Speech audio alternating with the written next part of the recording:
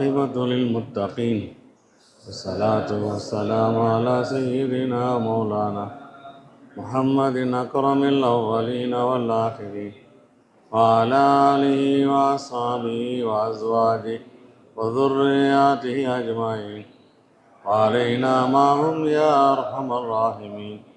أما بعد، فإن أصدق الحديث كتاب الله وخير الهدي هدي سيدنا مولانا محمد صلى الله عليه وسلم وشر الأمور محدثاتها وكل محدثة بدعة وكل بدعة ضلالة وكل ضلالة في النار. فبسند المتصل منا إلى أمير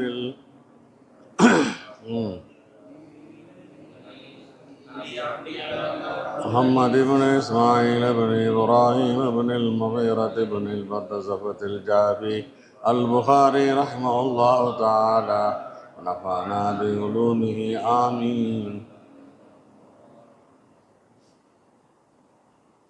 باب من لم يرى الوضوء إلا من المخرجين القبل والدبر لقوله تعالى أو جاء أحد منكم من الغائط. மஹரஜைன் முன்துவாரம் பின்துவாரம், அல் குபுல் வத்துபுர் இந்த இரண்டிலிருந்தே தவிர ஒதுவை முறிக்கக்கூடியதாக யார் கருத மாட்டார்களோ அவர்களை பற்றியுள்ள பாடம். மல்லம் யரல் உதுஅ இல்லா மினல் மஹரஜைன் அல் குபுலி வத்துபுரி. குபுலிலிருந்து ஏதாவது வந்துச்சுன்னு சொன்னால் அதனால் மட்டும்தான் உதவ முடியும். இந்த குபுலு துபுரு இல்லாத வேறு எதிலிருந்தும் எந்த பாதையிலிருந்தும் எது வந்தாலும் உதவ முடியாது என்று ஹஸ்ரு செஞ்சுருக்கிறாங்க. இங்கே இந்த இடத்துல நாம் குபுலு துபுரிலிருந்து வந்தால் உதவ முடியும் ஏற்றுக்கிறோம், மாற்று கருத்து இல்லை. ஆனால் இல்லா மினல் மஹரஜைன் அப்படின்னு ஹஸ்ரு செய்கிறீங்கல்ல, அதிலிருந்து வந்தால் மட்டுமே, மற்ற எங்கிருந்து வந்தாலும் உதவ முடியாது என்பதில் நம்ம மாற்று கருத்தில் இருக்கோம்.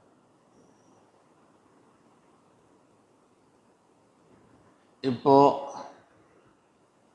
காலில், கையில், வயிற்றில் ரத்தம் வருது வெளியே, இந்த கருத்து உள்ளவங்கள்ட்ட உதவ முடியாது. ஏன்டா ரத்தம் விரல்லேருந்து ஊற்றுது அல்லது வயிற்றுலேருந்து ஊற்றுது, ஆனால் அது மஹ்ரஜைனில் இல்லைல்ல. இப்போ மாற்று கருத்து ஹஸ்ரில் மட்டும்தான். மஹ்ரஜைனில் எது வெளியாகிறதோ அதிலிருந்தும் உதவ முடியும், மஹரஜ் அல்லாததிலிருந்து அசுத்தம் வெளியானால் அதிலிருந்தும் உதவ முடியும். ஹனஃபி மதுஹபுடைய கருத்து. இமாம் புகாரி அவர் சொல்கிறார், இல்லை இல்லை, மஹ்ரஜைனிலிருந்து வந்தால் மட்டுமே உதவ முடியும். அது மூத்திரம் வந்தாலும் சரி, பைகானா வந்தாலும் சரி, பூச்சி வந்தாலும் சரி, பேன் வந்தாலும் சரி, புழு வந்தாலும் சரி, உதவ முடியும்பா. ஆயத்து இதான் ஆதாரமா. அவு ஜா அஹதும் மின்கும் மினல் காயிட்டி. கலாஹாஜத்திலிருந்து உங்களில் ஒருவர் பாரிகாகி வந்தால் உது செஞ்சுக்கணும் என்று அல்லாஹ் சொல்கிறான். இங்கே காயித் என்று சொல்லியிருக்கிறான். இந்த காயித் இருக்கிறது மஹ்ரஜைன்லேருந்து வரக்கூடியது தானே. வகால அதாவுன் ஃபீமன் யஹ்ருஜு மின் துபுரிஹி அத்தூது அவ் மின் ஸகரிஹி நஹ்வல் கம்லா. அத்தா இப்னு அபீ ரபா சொல்கிறாங்க, யாருடைய துபுரிலிருந்து தூது வருமோ, தூதுண்டா பூச்சி புழு, அல்லது யாருடைய தக்கரிலிருந்து கும்லா கம்லா பேன் போன்ற வஸ்துக்கள் வருமோ,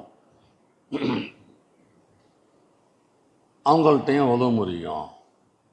ஆக மஹ்ரஜைன்லேருந்து வரக்கூடியது பீஷாப்பாக மட்டும்தான் இருக்கணும்னு அவசியம் இல்லை, பைஹானாவாக மட்டும் இருக்குன்னு அவசியம் இல்லை. புழுவாக இருந்தாலும் பேனாக இருந்தாலும் உதவு முறிஞ்சிடும். யுஈதுல் உலுவ, உலுவை மீட்டுவான், திரும்பவும் உலு செய்வான்.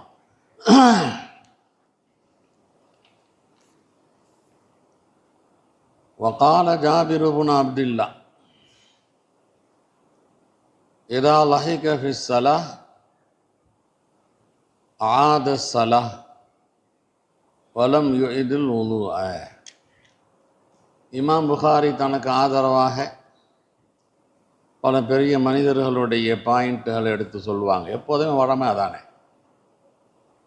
நான் மஹ்ரஜைனிலிருந்து வர்றது மட்டும்தான் உதுவு முறியும்னு சொல்லியிருந்தேன். ஜாபிர் இப்னு அப்துல்லா என்கிற சஹாபி கூட என்ன சொல்லியிருக்கிறாங்க, தொழுது கொண்டு இருக்கும்போது சிரித்தால், இதா வஹிக, சிரித்தால் தொழுகையை மீட்டுவான், உதுவை மீட்ட மாட்டான். சிரிக்கிறதுனால உதுவு போகாது. தொழுது கொண்டு இருக்கும்போது சிரித்தா தொழுக முறியுமே தவிர உதுவு போகாது. வலம் யுஇதுல் உலுஅ. இந்த விஷயத்தில் நம்ம என்ன சொல்கிறோன்னு சொன்னால், சிரிப்பு விஷயத்தில் ஹனஃபி மதுஹபம் ஒத்து வருது. சிரிப்பு தபஸ்ஸும் சிரிப்புன்னு ஒன்று இருக்குது, லஹக்கு சிரிப்புன்னு ஒன்று இருக்குது, கஹா சிரிப்புன்னு ஒரு சிரிப்பு இருக்குது. தபஸ்ஸும் சவுண்டு வராது, உதட்ட பார்த்தா தெரியும் சிரிக்கிறான்னு சொல்லி. இந்த பாரு,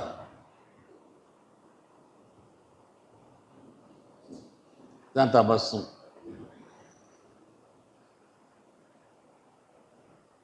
இந்த சிரிப்பின் காரணமாக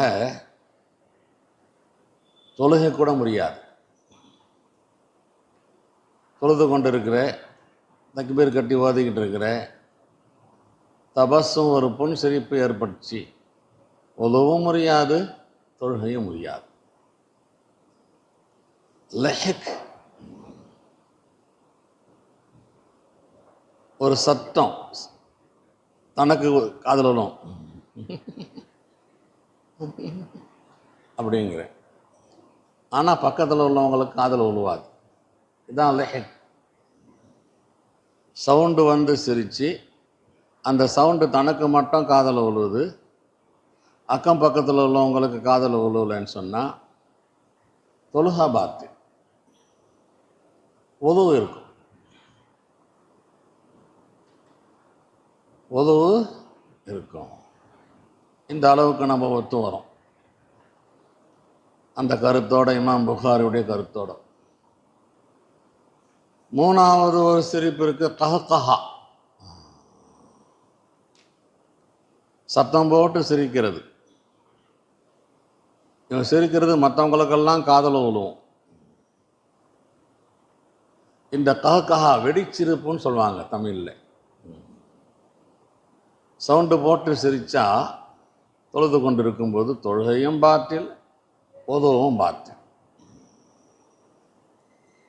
தொழுகை பாட்டில் ஒத்துக்கிறாங்க.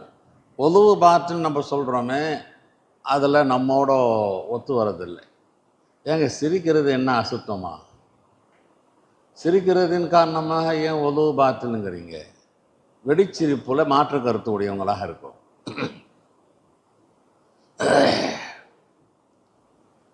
அதற்கு நமக்கு ஆதாரம் இருக்கிறது. மன் லஹிக ஃபி ஸலாத்தி கஹ்கஹதன் ஃபல்யுஇதுல் வுதுஅ வஸ்ஸலாத்த அப்படின்னு ஒரு ஹதீஸ் இருக்கிறது. இந்த ஹதீஸ் அடிப்படையாக வச்சு தான் கஹ்கஹா சிரிப்பு சிரித்தா வுதுவும் க்ளோஸ், தொழுகையும் க்ளோஸ் அப்படின்னு சொல்லி. இப்போ ஒரு அறிவார்ந்த முறையில் சிரிக்கிறதுனால, சத்தம் போட்டு சிரிக்கிறதுனால வுது முறியோண்டு அது எப்படி? ஒன்றும் அசுத்தம்லாம் இல்லை. சவுண்டோடு சிரித்தாலும் அசுத்தம் இல்லை, சவுண்டு இல்லாமல் சிரித்தாலும் அசுத்தம் இல்லை. ஆனால் தொழுகையில் அல்லாஹுடைய தர்பாரில் போய் நின்றுக்கிட்டு பசங்க தங்களுக்கு மத்தியில் சிரிக்கிற மாதிரி சத்தம் போட்டு சிரிக்கிறதுக்கு பெரிய குற்றம். அது சஹ்து ஜுரும். இவ்வளோ பெரிய குற்றத்தை அல்லாஹுடைய தர்பாரில் செஞ்சே என்பதற்காக தாசீரன் தன்பீகன் உலகம் செஞ்சுட்டு வா, ஒரு தண்டனையாகத்தான் சொல்லப்படுகிறது தவிர ஒரு கண்டிப்பாக சொல்லப்போ சாதாரண நினச்சிடக்கூடாது. எங்கே நிற்கிற? அல்லாஹுடைய தர்பாரில் நிறுத்திக்கிட்டு இருக்கு. அங்கே போய் உனக்கு கஹா சிரிப்பு வருதா? போய் ஒழு செஞ்சுட்டு வா ஹவுஸில். ஆகவே அசுத்தம் என்பதற்காக சிரிப்பு ஒழுவு முறிஞ்சு போச்சுன்னு சொல்லலை, மாறாக தாசீரன் தன்பீகன் என்பது ஹனஃபி மதுஹபுடைய கருத்தாக இருக்கிறது. வகால ஜாபிர் இப்னு அப்துல்லா இதா லஹிக ஃபி ஸலாத்தி ஆத ஸலாத்த வலம் யுஇதுல் வுதுஅ. இதுலேயே நாம் ஒன்றுபட்ட கருத்தில் தானே இருக்கிறோம். ஒரே ஒரு சிரிப்பில் மட்டும் மாற்று கருத்து இருக்கிறது. பொதுவா மீட்டினும் என்ன சிரிப்பு? கஹ்கஹா சிரிப்பு. وقال الحسن إن أخذ من شعره أو أظفاره أو خلع خفيه فلا وضوء عليه. முடியும் எடுத்தான், பொழு செஞ்சு முடிச்சுட்டு டமாட்டம் கடைக்கு போய் ஒலு செஞ்சதுக்கு பின்னால் நகத்தை வெட்டினான். ஒலு செஞ்சதுக்கு பின்னால் மோசாவை கலட்டினான்.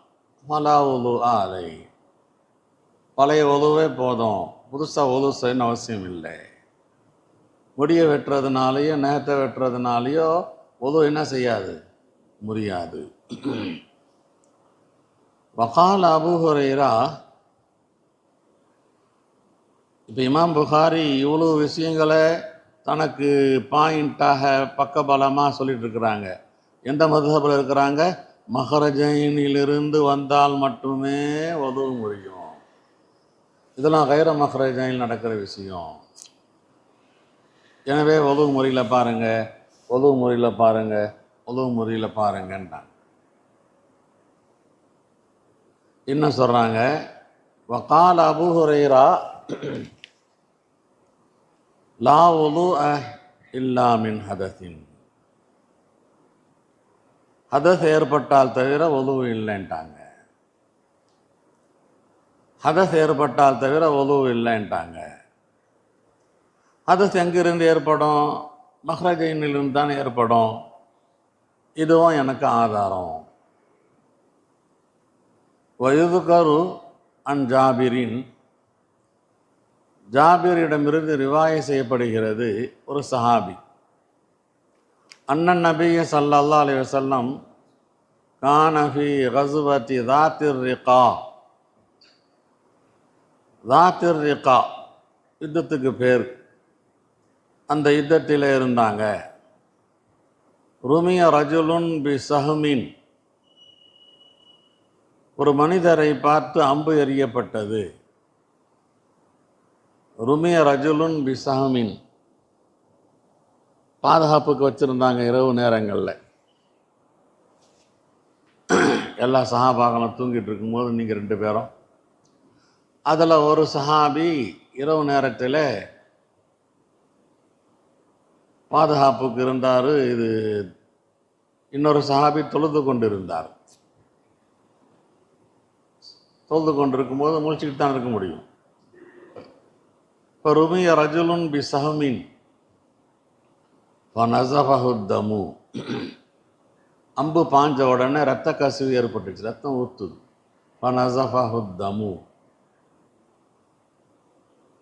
ஃபரகஅ வஸஜத, ருக்குவுக்கு போனார், சஜிதாவுக்கு போனார். வமல்லா ஃபீ ஸலாத்திஹி, தொழுகையில் தொடர்ந்தார். ரத்தம் ஊற்றுது, தொழுகையை முறிக்கல, தொடர்ந்து தொழுகிறார். இமாம் புகாரி சொல்கிறாங்க, ரத்தம் மஹ்ரஜைன் அல்லாத வேறு பாதையிலிருந்து வருகிறது. இப்போ வேறு பாதையிலேருந்து வரக்கூடியது உதவ முறிக்கொண்டா இவர் தொழ முடியுமா? தொழ முடியாது தானே, தொழுது முடிச்சிருக்கிறாரே. எனவே இதுலேயும் தெரிகிறது, எது மஹ்ரஜைன்லேருந்து வருகிறதோ அது மட்டும்தான் தொழுகையை முறிக்கும்.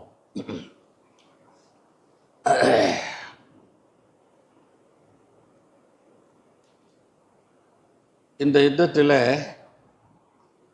ஒரு முஸ்லீமுடைய கரத்தினாலே ஒரு காஃபிர் பொம்பளை கொல்லப்பட்டாங்களாம்.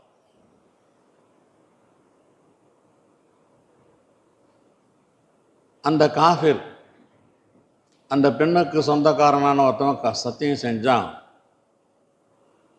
என்னுடைய மனைவி கொல்லப்பட்டிருக்கிறா, எப்படியாவது நான் ஒரு சஹாபியை கொண்டே ஆகுவேன், இது அல்லாமை சத்தியமான்னு சொல்லி சத்தியம் செஞ்சான்.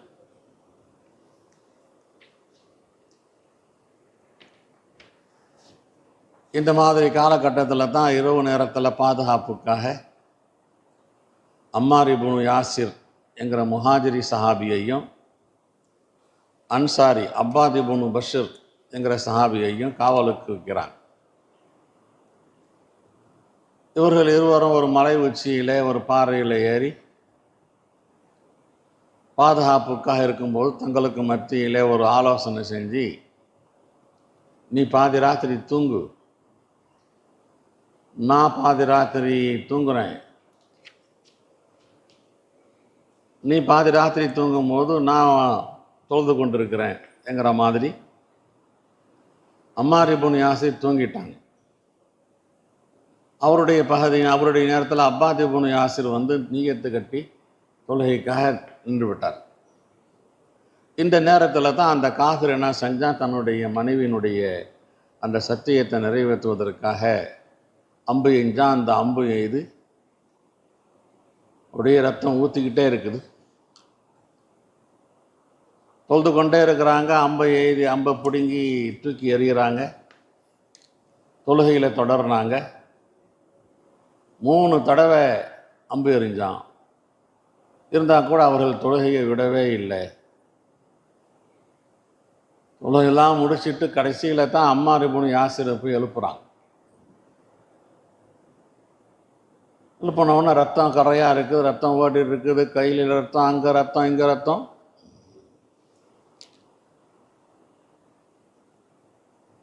சொன்னாங்க, நீ இப்படி இருக்கும்போது டக்குன்னு என்னை எழுப்ப வேண்டியது தானே, நீ என்ன ஏன் எழுப்பலைன்னு சொன்னாங்க.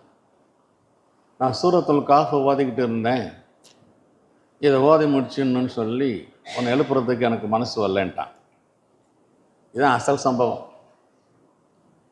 இமாம் ஷாஃபி, இமாம் புகாரி போன்றவங்கள்லாம் உடம்புலேருந்து ரத்தம் வெளியானால் உதவ முடியாதுமா.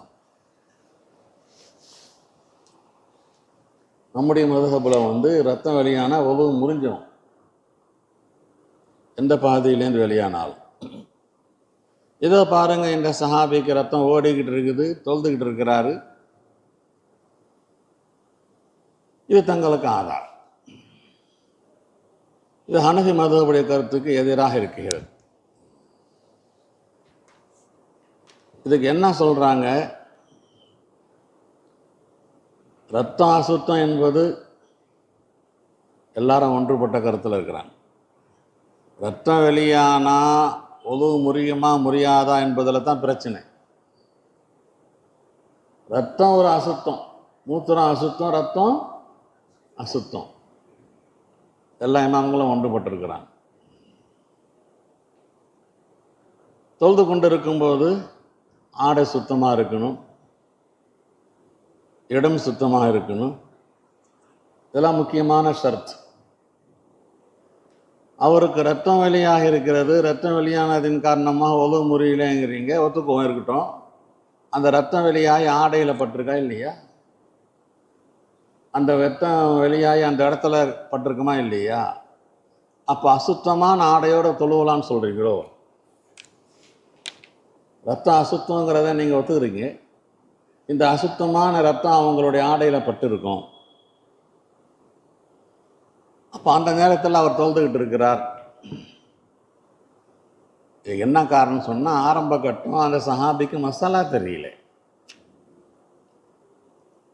அல்லது ரொம்ப தொழுது கொண்டு இருக்கும்போது அம்பு எய்தப்படுகிறது, ரத்தம் ஊற்றுன்னு ஊற்றுது, அதெல்லாம் பொருட்படுத்தாமல் ஒரு அம்பு, 2 அம்பு, 3 அம்பு, அவர் ஒரு இஸ்திகராக், தன்னுடைய சுய உணர்வை மறந்து அங்கே இருக்குகிறார். அதனால் நம்முடைய தொழுகை சிஹத்தாயிடுச்சா ஃபசாதாயிடுச்சா என்கிற அந்த நிலைக்கெல்லாம் அவர் ஆகியிருக்க மாட்டார். தொழுகையினுடைய அந்த இன்பத்தின் காரணமாக எல்லா துன்பங்களும் இன்பமாக தெரிஞ்சிச்சு. அவர்கிட்ட ஒரு மஹவியத் ஏற்பட்டிருக்குது, ஷித்தத்து தளர்வு ஏற்பட்டிருக்குது. எனவே அவர்கள் எங்கே அதெல்லாம் கவனிக்கலை, இதை போய் ஆதாரமாக எடுக்க முடியாது. ஆனால் மசாலா அவங்களுக்கு தெரிஞ்சிருக்குதா தெரிஞ்சு இல்லையான்னு சொல்லி தெரியவும் இல்லை. இந்த மாதிரி இஸ்திகராக்கி கைஃபியத், தான் என்ன செய்து கொண்டிருக்கிறோம், எப்படி இருக்கிறோம் என்ற அந்த உணர்வே இல்லாத அந்த கட்டத்தில் இருக்கக்கூடியவங்களுடைய நிகழ்ச்சியை ஆதாரமாக எடுக்கக்கூடாதுன்னு தான் இதுக்கு பதில் சொல்லப்படுகிறது. ஆனால் இதுக்கு என்ன பதில்? ஆடையில் ரத்தம் இருக்குதே, ரத்தத்தோடு தொழுந்திருக்கிறாரு. இப்போ நீங்களும் எந்த கையிலையாவது எந்த சட்டையிலையாவது ரத்தம் இருந்துச்சுன்னு சொன்னால் தொழுகக்கூடாதுன்னு சொல்கிறீங்க. அவருடைய அந்த தொழுது கொண்டு இருக்கிறான்னு சொல்லக்கூடிய நீங்கள் ஆடையில் இருக்கிற ரத்தம் அதில் இருக்கிற ரத்தத்துலையும் பார்க்கல. எனவே இது சரியான ஆதாரம் இல்லை.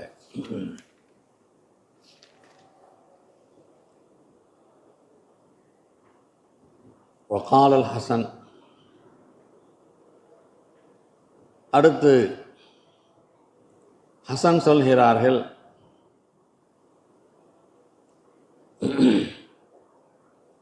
மாசாலல் முஸ்லிமூன யுசல்லூன ஃபி ஜராஹாத்திஹிம், முஸ்லிம்கள் தொடர்ந்து அவங்களுடைய காயத்துடன் தொழுது கொண்டிருந்தாங்க. நல்லது, ரைட். நம்மளும் சொல்லுவோம் காயமாக இருக்கிறது, காயத்தில் பேண்டேஜ் போட்டு தொழுதுட்டு இருக்க வேண்டியது தானே, அதில் என்ன தப்பு இருக்கிறது? காயத்தின் காரணமாகலாம் உதவ முடியாது. காயத்திலிருந்து ரத்தம் பீறிட்டு ஓடி வெளியே வந்தால் தான். ஆகவே காயமாக இருக்கும்போது தொழுது கொண்டு இருக்கிறாங்கன்னு சொன்னால் எங்களுடைய கருத்தம் அது தான். மாசாலல் முஸ்லிமூன யுசல்லூன ஃபி ஜராஹாத்திஹிம், முஸ்லிம்கள் தங்களுடைய ஜராஹாத் காயங்களிலே தொழுது கொண்டிருந்தார்கள்.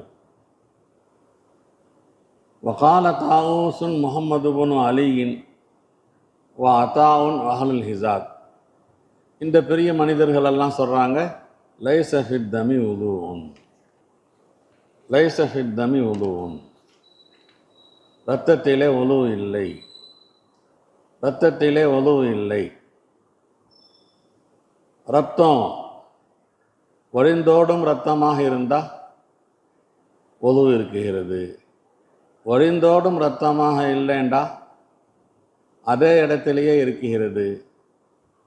ஆகவே இந்த இடத்துல ஃபித்தமி உதுவும் லைஸ ஃபித்தமி உதுவுன்னு சொன்னால் ரத்தம் அந்த காயத்தை விட்டு வெளியே வரல, காயத்திலேயே இருக்குகிறது. இந்த இடத்துல ஒரு கொப்பளம் இருந்துச்சு, இந்த கொப்பளத்திலேயே நிற்குதுன்னு சொன்னால் உதவுலாம் ஒன்றும் முடியாது. இப்போ நம்மள்ட்ட அந்த கொப்பளத்துடைய அந்த எல்லையை விட்டு வெளியே வந்து ஓடுனா தான், ஓடும் ரத்தம் தான் உதவ முறிக்குமே தவிர ஓடாத ரத்தம் உதவ முறிக்காது. இங்கே நம்ம ஓடாத ரத்தத்தை தான் இங்கே சொல்லப்படுகிறதுன்னு சொல்கிறோம். வபஸக இப்னு அபி அவுஃபா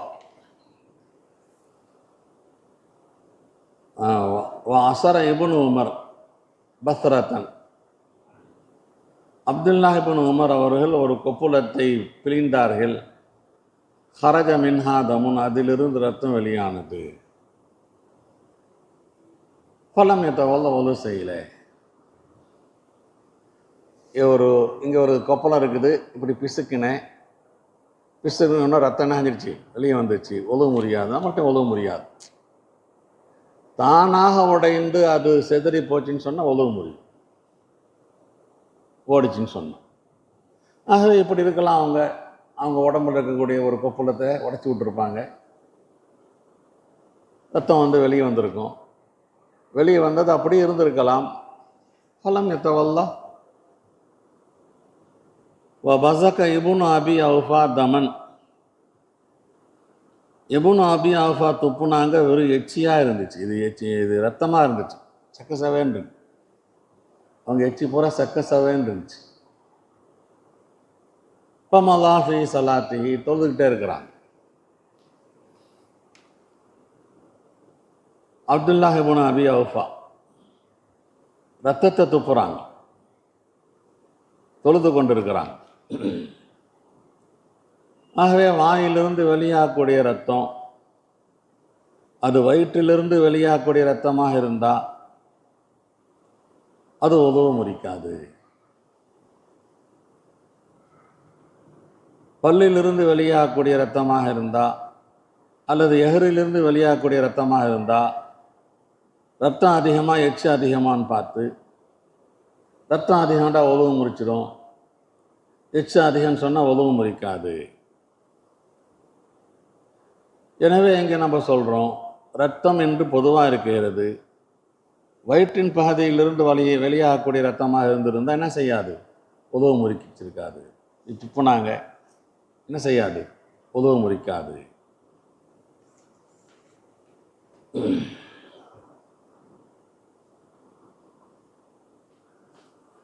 வகால இப்னு உமர் வல் ஹசன், இந்த ரெண்டு பெரிய மனிதர்களும் சொல்கிறாங்க, ஒரு சஹாபி ஒரு தாபி. ஃபீமன் இஹ்தஜம, ரத்தம் குத்தி எடுத்தானே அவன் விஷயத்திலே, லைச அலைஹி இல்லா கஸ்லு மஹாஜிமிஹி, அவன் ரத்தம் குத்தி எடுத்த அந்த இடத்தை கழுவுவதை தவிர வேறு எதுவும் இல்லை. ரத்தத்தை எடுத்தாங்க உடம்புலேருந்து, எடுத்த அந்த இடத்த கழுவுனா போதும் என்ற கருத்தை அப்துல்லாஹ் இப்னு உமரும் சொல்கிறாங்களா, ஹசன் சொல்கிறாங்களா. இமாம் புகாரி இதையும் தனக்கு ஆதாரமாக சொல்கிறார். ரத்தம் குத்தி எடுக்கிறதுனால உதவ முடியாது, அந்த இடத்த என்ன செஞ்சுருந்தா கழுவிட்டா போதும்னு சொல்லி. நம்ம சொல்கிறோம், இதில் எங்கெங்க உங்களுக்கு ஆதாரம் இருக்கிறது, அந்த இடத்த கழுவுனாங்கன்னு சொல்லிருக்குது. இதுக்கு என்ன அர்த்தம்னு சொன்னால், உடம்பு குளிக்க தேவையில்லை, கழுவுனா போதும். இல்லா கசுலு மஹாஜிமிக்கு அர்த்தம் அந்த இடத்த கழுவுனா போதும், குளிக்க தேவையில்லை, ரத்தம் குத்தி எடுத்தால் குளிக்கணுங்கிற கட்டாயம் இல்லை என்ற கருத்து தான் இதில் வருகிறது. ஆமாம், ஒழுவு போயிடும். இங்கே ஒழுவு போகுமா என்பதை பற்றியும் பேச்சு இல்லை, ஒழுவு போகாதா என்பதை பற்றியும் பேச்சு இல்லை. நாம் சொல்லுவோம் ஒழுவு போயிடும். இப்போ இந்த காலத்தில் சுகரு பிளட் டெஸ்ட்டுக்காக வேண்டி ரத்தம் எடுக்கிறாங்க. பிளட் டெஸ்ட்டுக்காக ரத்தம் எடுத்தால் ஒழுவு போயிடும். இமாம் புகாரியுடைய கருத்தின்படி அந்த இடத்த கழுவிட்டா போதும், அவங்கள்ட்ட ஒழுவு இருக்கும். நம்முடைய இமாம் சொல்லுவாங்க, ரத்தம் வெளியாகிடுச்சு உடம்புலேருந்து, அது மஹரஜைன் இல்லைன்னு சொன்னாலும் ரத்தம் அசுத்தம், உடம்புலேருந்து அசுத்தமான பொருள் வெளியாக்கப்பட்டிருக்குது, எனவே ஒழுவு செய்யணும்.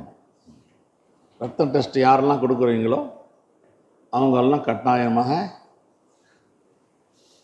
ஒழு செஞ்சு முடிச்சுட்டு போய் எடுத்தால் கூட புதுசாக ஒழு செஞ்சு தான் ஆகும். இப்போ என்ன புரிஞ்சோம்? இது எல்லாம் தலைப்பு தான். இமாம் புகாரி இவ்வளவு பெரிய தலைப்பு. மஹ்ரஜைனிலிருந்து வெளியானால் மட்டுமே ஒழு முறியும். தலையிலேந்து கால் வரைக்கும் வேறு எந்த பகுதியிலிருந்து எது வெளியானாலும் ஒழு முறியாது. அதுக்கு ஆதாரமாக தலைப்பிலேயே அந்த பெரிய மனிதர் இப்படி சொல்லியிருக்கிறாங்க, இந்த பெரிய மனிதர் இப்படி சொல்லியிருக்கிறாங்கன்னு. இதில் சில விஷயங்களில் நாம் ஒன்று போகிறோம், சில விஷயங்களில் மாற்று கருத்து உடையவர்களாக இருக்கிறோம். பிஹி قال حدثنا آدم بن أبي إياس قال حدثنا ابن أبي ذئب قال حدثنا سعيد المقبري عن أبي هريرة قال قال رسول الله صلى الله عليه وسلم لا يزال العبد في صلاة ما كان في المسجد ينتظر الصلاة ما لم يحدث. ஒரு மனிதன் தொழுகையில் தொடர்ந்து இருக்கிறான். பள்ளிவாசலிலே இருக்கும் காலமெல்லாம் தொழுகையை எதிர்பார்த்து.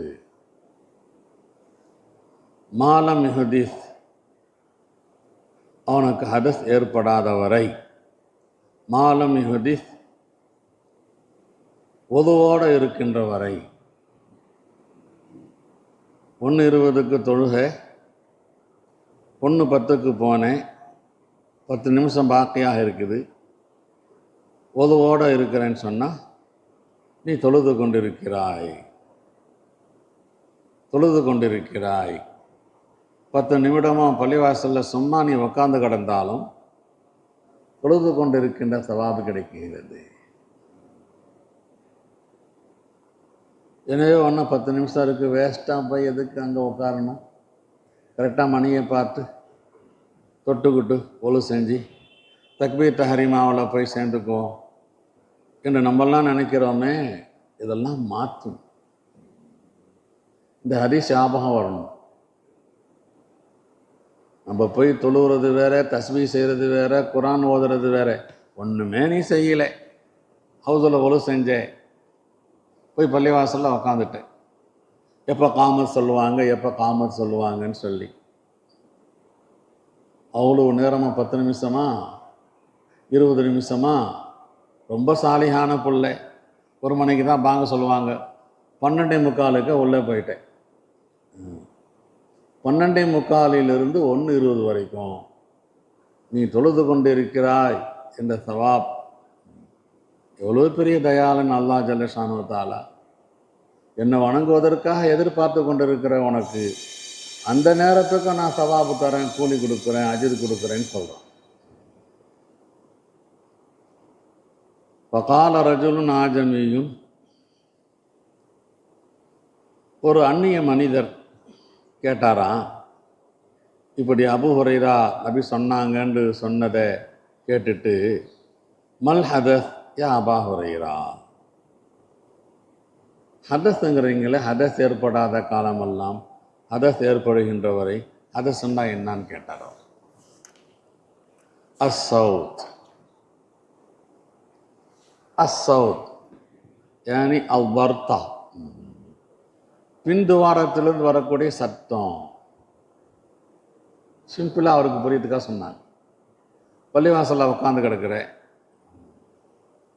டக்குன்னு புர்ருன்னு குசு வந்துருச்சு, க்ளோஸ் பண்ணிட்டாங்க.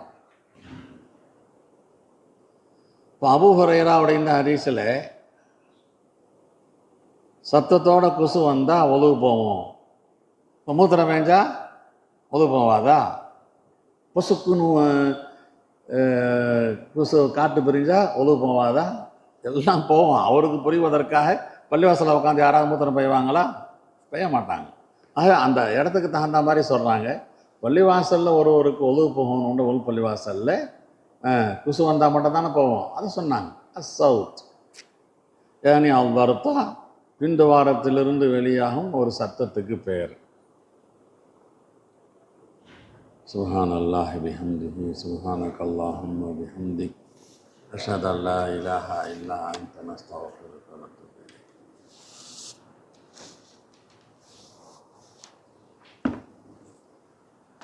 வாங்க.